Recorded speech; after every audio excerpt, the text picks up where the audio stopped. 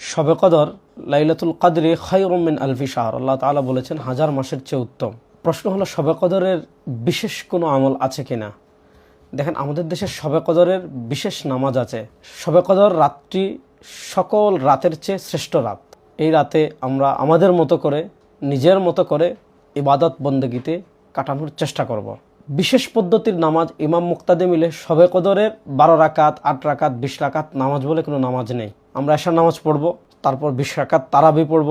আর কিয়ামুল লাইল তথা তাহাজ্জুদের নামাজের ক্ষেত্রে রাসূলুল্লাহ সাল্লাল্লাহু আলাইহি ওয়াসাল্লাম থেকে যেটা বর্ণিত হয়েছে, সালাতুল লাইলি মাসনা মাসনা ফাসাইদান, রাতের নামাজ 2 রাকাত 2 রাকাত 2 রাকাত করে যত ইচ্ছা পড়া যায়। তাহাজ্জুদ নামাজের নির্দিষ্ট কোনো সংখ্যা নেই।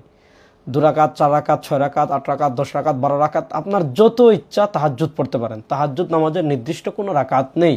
শবে কদর অর্থাৎ রমজানের শেষ দশকের বেজোড় রাত্রিগুলিতে শবে কদর হওয়ার সম্ভাবনা আছে। সেই রাত্রিগুলোতে আমরা 2 রাকাত 2 রাকাত 2 রাকাত করে যত ইচ্ছা নামাজ পড়ব, কোরআন শরীফ তিলাওয়াত করব, তাহাজ্জুদ পড়ব।